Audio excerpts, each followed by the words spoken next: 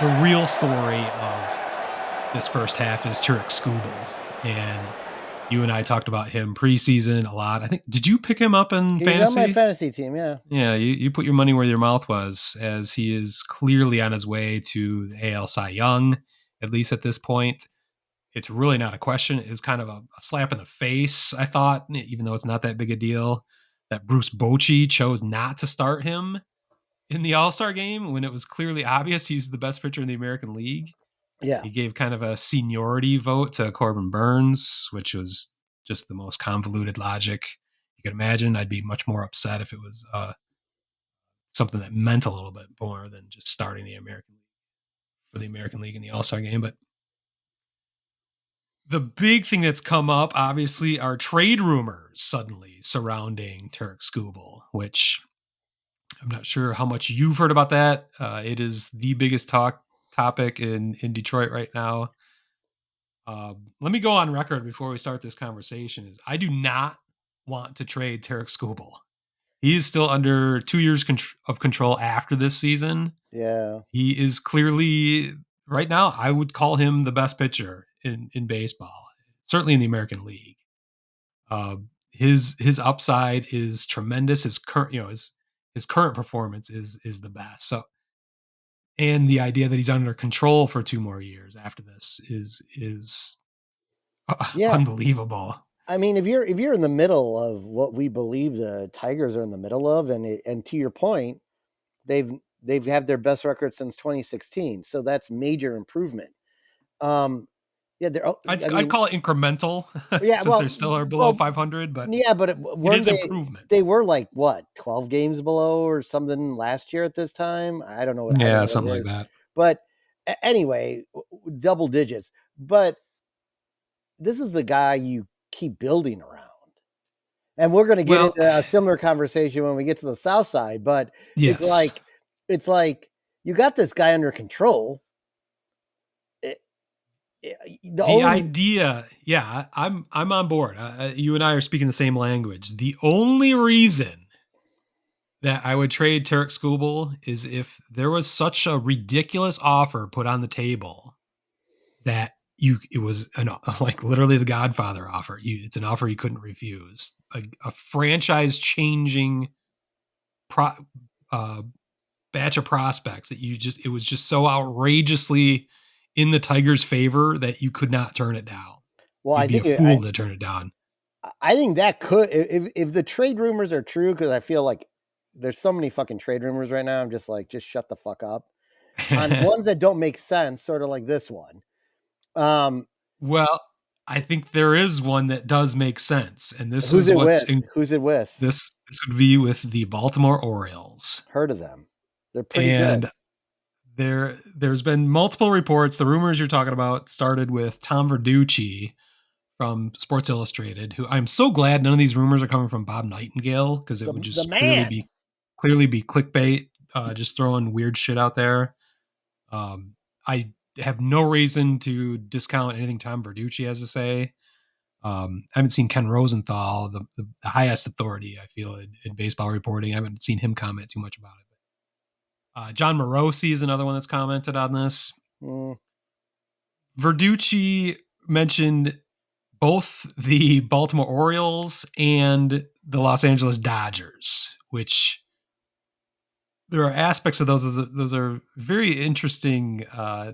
Not similar offers would be coming from those teams, just because obviously Baltimore has one of the youngest cores of major league players right now. They also have the best farm system in baseball, but they're the top of their farm system is they're all ready to come to the majors. They just can't break through their starting group. They just have right. so much young talent. It's crazy. So the Orioles are have reason to be able to deal some of their top prospects because they're blocked. That's what it comes down to. Um, if they so chose, or if the right situation arose for them. They also happen to be crushed by injuries to their starting rotation and have no left-handed starters that I know of. So the the matchup couldn't be more perfect in a it's a perfect storm almost for how this trade could actually come together. I think that's and then the reporting from both Verducci and Morosi says they are actually in talks, and both the Dodgers and the Orioles have made, or at least have approached Scott Harris of the Tigers about making a deal for Skubal. The beauty Hmm. of it for Harris is he does not need to do anything. He's not going to them. Oh my God, we got to trade this guy before we lose him for nothing. We've got him for this season and two more seasons. So he can just let offers come in. And the idea that it's not just Baltimore is very intriguing because that leads to a bidding war potentially, which I've even seen the Red Sox thrown in there as well, potentially in the mix. And again, we're still 10 days away from the trading deadline. So that's going to be a fascinating one. Again, I want to reiterate, I do not want to trade Tarik Skubal unless it's something that would just change the franchise.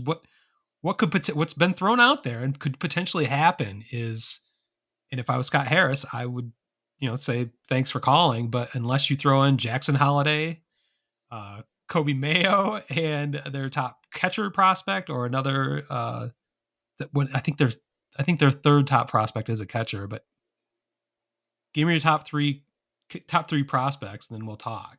That's the starting point. Just because he's in that position, he's like, I don't have to do anything. In a way, I think that's the extreme. What I've read is that the Orioles would be potentially interested in moving two of their top prospects, but not three necessarily. Again, I would say, if I'm Scott Harris, give me all three, give me four, and we'll back it down from there if we have to. But the idea that the Tigers could get the number one prospect in baseball, a shortstop, which is a desperate need considering they've had Javi Baez there for the last 2.5 years, who is the worst hitter in baseball now. Uh, the idea that they could fill in either third base or potentially first base with Cody Mayo, uh, that the idea they could then eventually have five of the top 15 prospects in baseball when you combine them with the Tigers' two in the top 15 with Max Clark and Jackson Jobe. It would be the most ridiculous. It would be a trade he would have to make. And everyone would understand, as much as we love Tarik Skubal, you'd have to make that deal. It would be a franchise changing move that I think it'd be tough for both sides, but I think it's palatable for each because the Orioles would have Skubal for not just this year, but 2 more years in their window of contention. They would have Tarik Skubal, the best pitcher in baseball, for 3 postseasons potentially. That makes sense. What's the point of having the best farm system if you don't use it to put yourself in the best position to win the fucking World Series? And they are on the precipice of that opportunity. So there's logic there. I feel like I'm not just just reading ridiculous internet rumors or piling on. It's intriguing for sure, and I Right. believe Yeah. fairly realistic. The other side of that is the Dodgers, which they don't have the prospect capital that the Orioles have, but what they do have is a couple prospects that would definitely be interesting to anyone. They could also have unlimited budget where they could eat the contract of one Javi Baez if Scott Harris demanded one or two of their top prospects and demanded they take Javi Baez and his $90 million, whatever's left in his originally 5-year deal, $140 million deal, the Dodgers could eat that. They could handle that. What the fuck do they care about $90 million? That's nothing. They also have a need at shortstop, as they tried to move Mookie Betts back to shortstop, and he got hurt, and I don't think he was all that effective at shortstop. So Javi Baez obviously is a terrible hitter, but he is still a fantastic defensive player. So that there's some validity to that offer as well. Um, So I don't know. I don't know what to believe. You've got a much. I feel like I'm trying my very best to be unbiased and not pie in the sky or not trying to overstate what the real position is. I don't. You've seen the rumors. What do you think is real? What do you think makes sense? What do you think I'm way out over my skis on this? What are your thoughts from afar? No, I'm in the same boat over here, you know, You've got the with there crochet we got the issues, yeah, crochet and if you're comparing stats, they're right with one another yeah. statistically, you know, and it's and It's very close. the Yeah, same teams are all involved.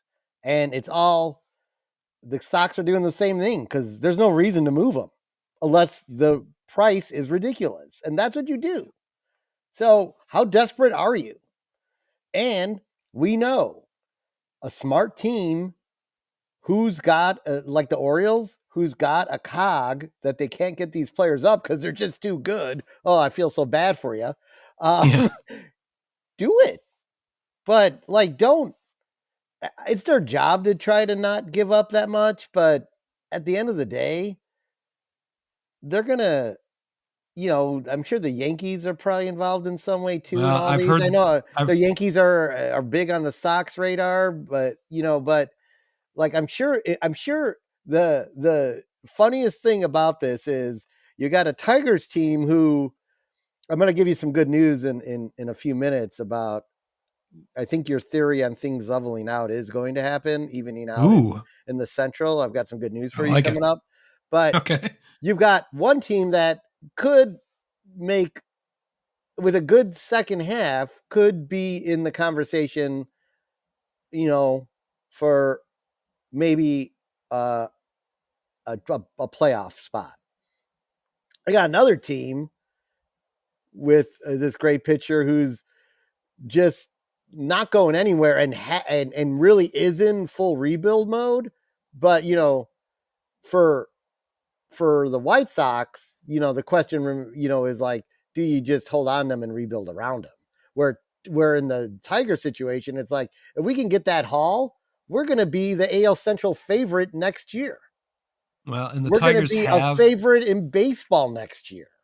that's the thing. The So, Tigers have the pitching depth that might be able to absorb losing the best pitcher in baseball. They've got Jackson right. Jobe, the top pitching prospect in baseball, probably coming up late this year.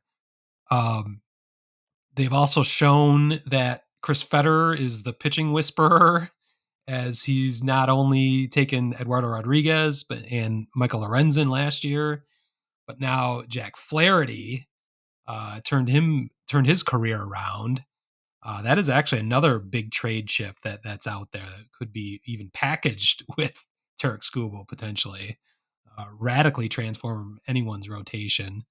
As he's been one of the best free agent pitchers this year. He's on a 1 year deal. This is the other thing that I got to give Scott Harris credit for. He takes a lot of shit in Detroit, and I've kind of been a defender of his for maybe too long. But uh, he signed a really shrewd deal with Jack Flaherty. He's a 1 year free agent. I forget how much money, whatever. There are no bad 1 year deals, but the key to that, and I kept hearing people talk about, well, just sign him to a qualifying offer and see what happens from there, and you can either keep him or get a draft pick out of him. And it's like, well, no, he's been a free agent, so he's already had his qualifying offer. Then I realized it's not true.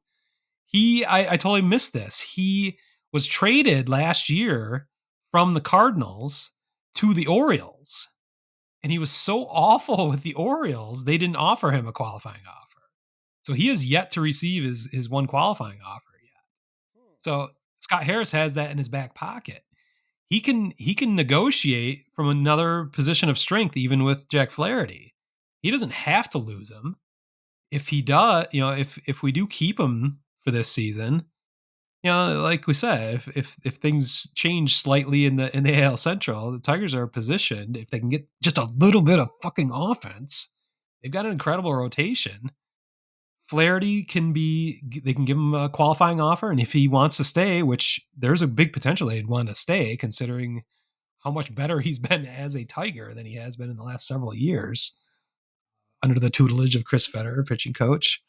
Um, he might stick around, and for whatever the qualifying offer is, it would be a pretty good deal for the Tigers. So Scott Harris is in a position of strength in both of these sides. So again, the problem with the Tigers is the offense, and it showed some signs of life this last 10 days before the break.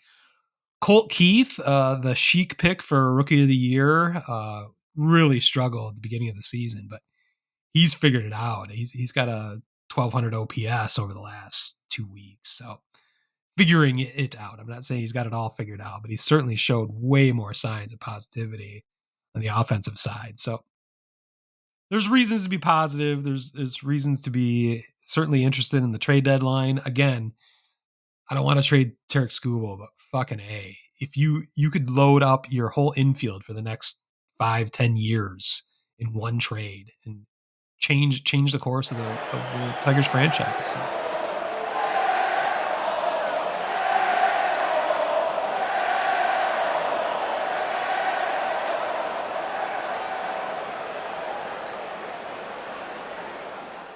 Word Hole Media.